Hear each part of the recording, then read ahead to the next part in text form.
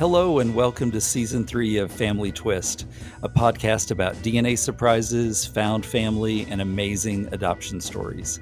I'm Kendall Stulce, and my partner is Corey Stulce. We've had fabulous guests during Seasons 1 and 2. We're sharing stories of people who identify as NPEs, also called not parent expected, others who found out they were donor conceived and have surprise siblings, and even others with unique family twists.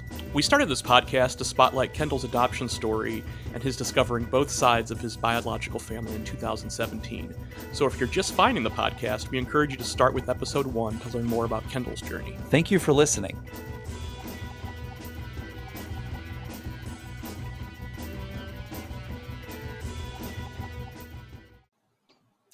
Ryan, welcome back to the show. Thank you for joining us again. Thank you. You have had a pretty exciting summer, I think it's fair to say, right? Absolutely. When we last spoke, you were just about, I think, to head out to meet a bunch of your siblings? Yeah, I left on June 1st through June 12th, went all the way down to Florida. Nice. And came all the way back up the East Coast. And how many siblings did you meet on this journey? I'd met 2 siblings, one in Jacksonville, and then I met another one around the Myrtle Beach area, and we definitely both have similarities in our looks. We talked like we knew each other our whole lives. It's always a great experience to meet someone for the first time. Absolutely. Wow. So I think when we talked to you earlier this year, I think you had found there were 71 of you from the same donor, and that number has risen, right? Yep, we're now at 77. Wow. Just wild. What's the process like when a new discovery is made? So 8 times out of 10, I'm the one that will send them a message on either 23andMe or Ancestry, wherever they come up. I'll kind of tell them like, hey, this is what's going on. We got this happening. This is a thing. I know it's crazy, but your DNA doesn't lie, you know. I say it more nicely than that, but I basically give them all the information they need, and after that, the ball's in their park. A lot of them are like, yeah, absolutely, I'll join the group. And then there's always the few that just don't answer or don't believe that it's real. One of them recently said that he took a paternity test with his dad and passed it, so none of this is real. I mean, not sure how your DNA is showing up, but you know, That's sad to be at that level. Yeah. Can't argue with somebody about it, though. No, you can't. Are you seeing more popping up on Ancestry or 23andMe, or is it about even? 23andMe, definitely. There was also Prime Day this summer, sometime in July. So we actually had a lot show up this summer. As you can tell, moving from 71 to 77. That happens a lot during Christmas as well. But yeah, I'd say most of them are on 23andMe. Okay, interesting. We've been talking about redoing. Well, Kendall did 23andMe a long time ago, before we made any discoveries, and I've only done Ancestry, and I've had no surprises yet, but I think 23andMe, I don't know. Something might pop up. You never know. We should do it, because some people, obviously, even we, do one or the other, you know. Right, yeah. So I guess you got to keep both accounts active. Right. You can even see all your historical, where you're from and stuff, so that's always interesting to know as well. And that stuff's always being updated and kind of changing to be more accurate. Right. Yeah, for sure. We were just looking at our ethnicity last weekend, and we probably looked like once a month, and it's shifted again, you know? Yep. And it's so funny because my biological father's been on the show, and I think even on the show, he is stuck on this idea that his mother was part Irish, and still to this day, on his side, there's 0 Irish, and it's just comical. You know, he's in delusion about that. It's like, no, Dad, that isn't true. Nobody thinks that's true. But oh well. Just ballpark, how many of your half-siblings can you estimate just don't want any kind of contact at all? I would say a dozen, probably. Okay. Probably a dozen don't want to be contacted. There's a few that just haven't answered. And then there's those 3 that say this is all fake for whatever their reason is. That's a higher number than I would have guessed, just because if somebody's going to go through the trouble of doing the DNA test, you got to sort of be open to what the results are going to be. And I know a lot of people do it for different reasons, health reasons, or they're just curious about their genealogy. But, you know, as we see more and more stories pop up, the numbers do not lie. They can't. Yeah. Yeah, that's something that you can't manipulate. Like, there's no way you're going to get the wrong results back. It's a pretty Right. specific process on getting all the chromosomes and stuff analyzed. Well, and as you've said, just meeting new siblings, you're seeing similar features, similar mannerisms, the way you talk, the way you walk, all of that. And it's hard to deny when you're related to somebody. Mm-hmm. Absolutely. What would you say were the highlights of your trip? Best parts of my trip were going to Ruby Falls in Chattanooga. That was one of the most beautiful things I've seen in my life. It's an underground waterfall. There's a whole story and history behind it. Down in Clearwater, Florida, I went to this beach and walked just a couple miles down the beach till I was the only one there. And it was just really cathartic, taking in the sun and the energy down there. I went over to Orlando, went on this 420-foot Ferris wheel thing at Epcot. Got a bunch of great pictures of Florida down there. Ooh. Yeah. Meeting my two sisters, that was, of course, a great experience. Spent a couple hours together each. And I ended the trip by going whitewater rafting in West Virginia. And that was a first time for me and was absolutely amazing. Yes, I did that my one trip to West Virginia. And did you stay in the boat the whole time? Yes, I did. I didn't fall out until the very end when I hadn't used my legs in a few hours and forgot how to use them. Yep. Oh, yeah. We flipped in like the first 10 minutes, like the first category 3 wave. We all went out of the boat, including the guide. And they don't like to fall out of the boat. And then I was knocked out on the second half. Yeah, crazy. So it was that was like, okay, wanted to do this. Now I've done it. Don't ever have to do it again. That's right. I just feel like we would have probably enjoyed it more had we not gotten knocked out in the first round, because then all you're doing is paying attention to everybody's rowing. You're not really getting to take in the scenery because you're just looking at the person's oar in front of you. True. Yeah. Luckily, we were in the front, so we got to kind of dictate that. Awesome. Yeah. So did the two sisters that you met on the trip, have they met each other? No, they have not. The one I met in Jacksonville met my brother who lives in Colorado, and then the one in South Carolina, I was the first one she met. Wow. How many have you met so far? We are at 12 now. I did meet another one at Kate's wedding, so that made 12, and then as of next Wednesday, it'll be 13. Very cool. Yeah. Are there any that aren't in the country? Not that we know of yet. Okay. Gotcha. So when you get an email from 23andMe, which has happened quite a few times for you now, what does it say? Like, what's the subject line? Well, so oddly enough, the emails that I get from 23andMe or Ancestry say, oh, you've got a new relative to explore. And it's either a sibling that I already know for like years, or it's like a fifth cousin. I never get updates about a new sibling that joins. So I just go in like once a week and kind of check and see if there's anybody new. And then I go and message them from there. Right. Oh, that's interesting. So you don't get the email about matches, but if you just go to your matches, then all of a sudden your sibling group has grown. Yes. Yep. About once every 3 months. That's Weird. funny. Bizarre. So wild. Yeah. Oh, boy. How often does the donor respond about new additions? We actually, it's kind of a long story, but we took him out of the group. We kind of wanted it to be more people that only had the experience of being donor conceived. A lot of people also expressed discomfort in him being there. So I kind of tried to tell everybody that we removed him. He kind of got mad about it. I did tell him about it. I sent him a very long message expressing why and thanking him for being such an open donor.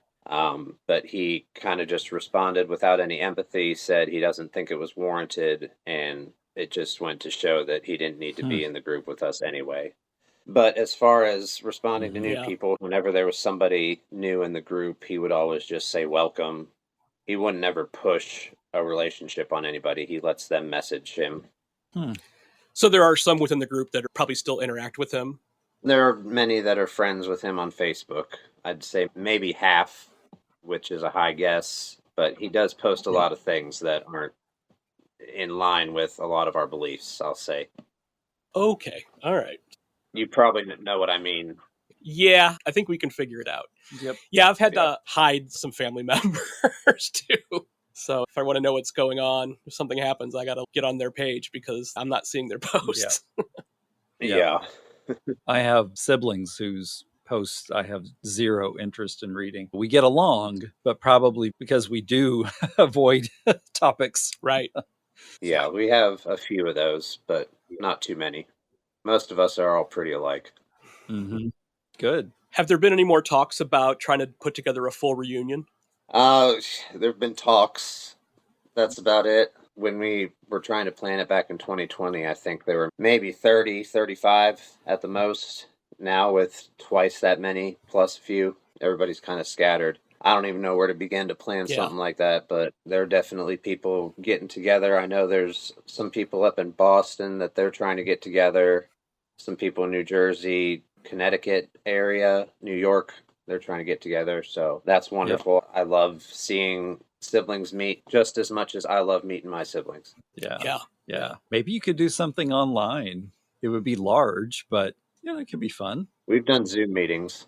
I think the most we've had on a Yeah. Zoom meeting was 9 people. Oh, okay. That's definitely doable. Yeah. It'd be pretty fun to see like 50 of you in a Zoom and see an image of that, though. Here's our family photo. Yeah. Right. Kate and I were just talking about if everybody was in a room together, it would be like probably the amount of people that were at her wedding. And it's just crazy to think, just a room full of all of us. Yeah. Wow. That is just wild. And remind us, what is the sort of the age range? I believe it's about 23 to 34. Okay. Pretty close. That's a lot of years of donating. Yeah. He donated for 11 years, and it's 11-year gap, so it makes sense. Yeah, wow. 11 years. Wow. Yeah, every week, I think, too. Mm.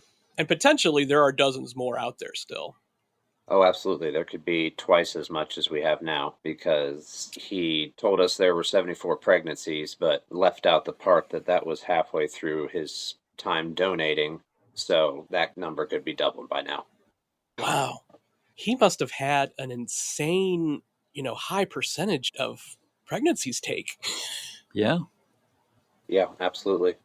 Do you know, did they ever say anything to him of why couples or individuals were choosing him because he was so reliable? On most of his applications, which a lot of them were different, it said that he was 100% Italian. He's not 100% Italian, which we know based on his 23andMe results now. But at the clinic, they told him to put down 100% since he wasn't sure. He was 6'5". He didn't really have any health problems at all. No parents' history of health problems. So all the Italian families just kind of went after him. Wow. That is wild. So based on that, what is your ethnicity breakdown? I am about 80% French and German, which most of that comes from my mom. A few of that comes from him. I do have about 18% Italian, and then I've got other random stuff, Scandinavian, and small percentages of other random stuff. Does it vary between siblings? Is everybody all over the place as far as ethnicity goes? Yeah, we do have plenty that have a lot more Italian than me. One of them has over 50, one of them has 60, so they're up there. I'm sure they got some of that from their moms as well. We do have some that are, I want to say Somalian. It's not Somalian though. They have that from their mom's side. I have one sister that is half Jewish, so we do have a little bit of variety there. Wow. So let's talk about the wedding a little bit. What was that experience like for you? It was amazing. It was their day, and it was wonderful for them. I'm just really glad that I was able to be in attendance there at my sister's wedding. Wanting siblings growing up, and then now, 30 years later, I'm attending one of their weddings, and being in the wedding is just miraculous to me. Everybody there had a great experience. There were 6 siblings there total. We got to do a siblings dance to Welcome to the Black Parade by My Chemical Romance, which was one of the greatest moments of it, for sure. Just all of us singing that song as loud as we could. And yeah, meeting a new sister there, the whole thing was great. Yeah. Well, I saw some of the photos that you posted on your Facebook page, and it looks like everybody was having a really good time. Oh, yeah. What was your reaction when Kate asked you to be part of the ceremony?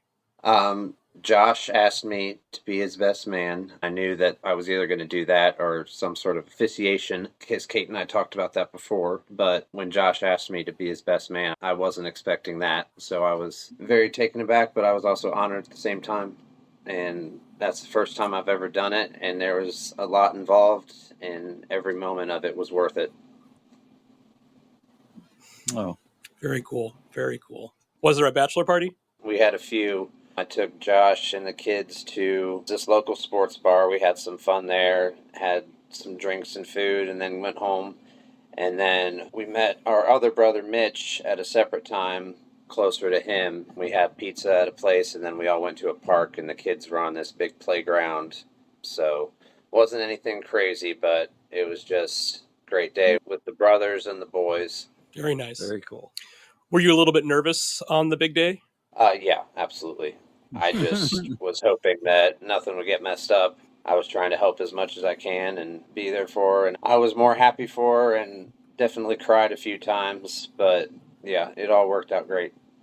Very nice. Yeah. We love hearing about these things where siblings who haven't known each other all their lives, we're talking decades, and just discover how close they can get so quickly. I've watched it firsthand with Kendall and his sister. When they're together, they're thick as thieves. And it's just amazing to think it's only been, 6 years.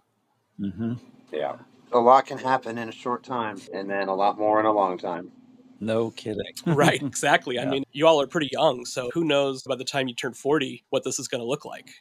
Yeah, absolutely. True. And I will say that. There's a few siblings I didn't get to see, and it's a bummer, but it's still got a lot of life left. There's plenty of years to go back down and see them again. And sometimes when you do meet a sibling or see them after a while, it feels like it's the last time you're going to see them, but you know that you're still going to talk to them, and there's still going to be a time where you're going to see them again, whether it's in a few months or a few years. Right, yeah. That's a great attitude to have, because I'm such an impatient person. It still bothers me that I've never seen my youngest brother. I've never met him, which is probably more his choice than mine. But yeah, I hope it happens someday. Yep, I hope for the best, prepare for the worst, I guess. Yeah. Well, there's definitely a lot of opportunity. Again, I'm sure it'll be a huge undertaking, but at some point, somebody's going to come up with an interesting solution for a reunion. Maybe somebody who lives on like a farm or something like that, then it can accommodate a bunch of you.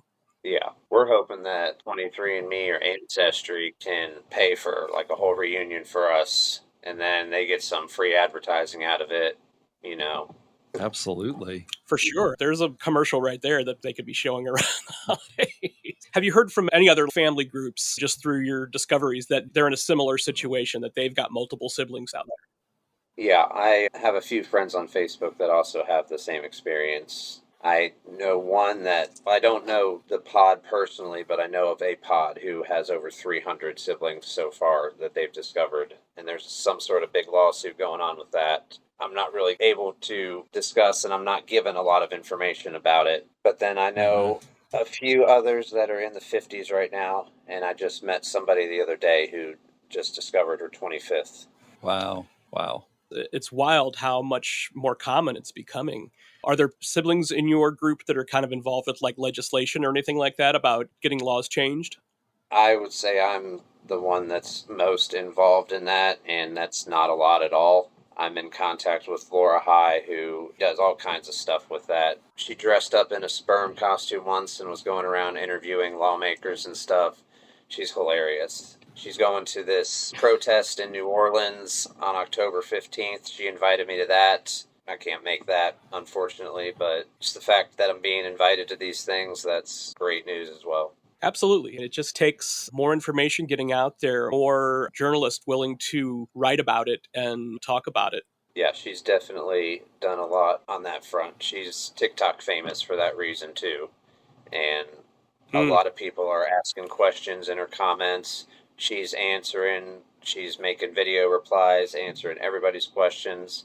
There's a lot of stuff that comes up about it, a lot of stuff that she doesn't even think about, and then she's like, oh, that's a great question. She's really doing a lot to open people's eyes and minds to the fertility industry and how it's been handled over the last 30, 40 years. It's definitely something that Kendall and I didn't know too much about until we started doing this podcast, and it's really eye-opening and disturbing in a lot of ways. And whatever we can do to help get the truth out there, we'll do it. Mm-hmm. Absolutely. I didn't even know about anything related to donor conception. I knew of it as a concept, but I didn't think that having even 10 or 20 siblings was a scenario that existed, let alone 77 to 300. Right. So there's just all these things that are being discovered every day, case by case, with new people, different discoveries, different surprises. It's like multiple universes of scenarios. It's true. For sure, yeah. It sounds like science fiction, but it's not. Mm-hmm. Right. Yeah. You have to stop and think about at the time that people were doing this, even in your own case, the thought that we would find people through DNA sound like something you'd hear on Star Trek, not in real life.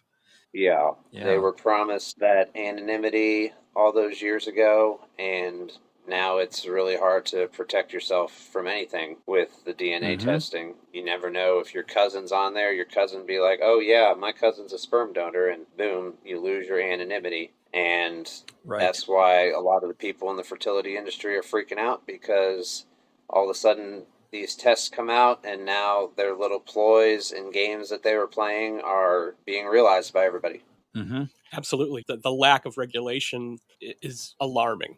Absolutely alarming. Mm-hmm. One of the conversations we had recently with someone is like, if somebody's donating in a certain region, or there are people that are coming to a certain clinic, and somebody who's been there multiple times, well, you know, if you're growing up in the same area and down the street, you could be dating or married to your half sibling. Mm-hmm. Yep, absolutely. And with the growing amount of nieces and nephews we have, which we're in the 40s now, I don't know the exact number, but if their parents don't tell them, they're all going to take a test one day and wonder why they've got 1,500 cousins. Right. Right. Exactly. Yeah. Because imagine how simple it's going to be 10, 15, 20 years from now. You're not going to have to send in your test. You're going to be able to get your results in 15 minutes like a COVID test, you know? Oh, yeah. You just scan your fingerprint on your phone and it'll tell you. Right. Yeah. It's definitely not going to get smaller. It's only going to get bigger. I think people that are still trying to hide in the shadows and pull their little dirty tricks, they're going to have to wise up fast. Yeah, they're absolutely going to end up having to pay somebody in damages. I don't know who that would be, but there's going to be lawsuits and lawsuits to come over the next several years, exponentially with the discoveries that they're going to have.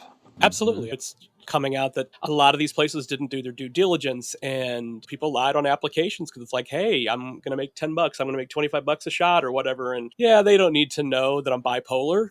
Or have other health concerns that children would want to know. The last 4 generations of the family all had breast cancer. Well, I'm not going to include that in my application.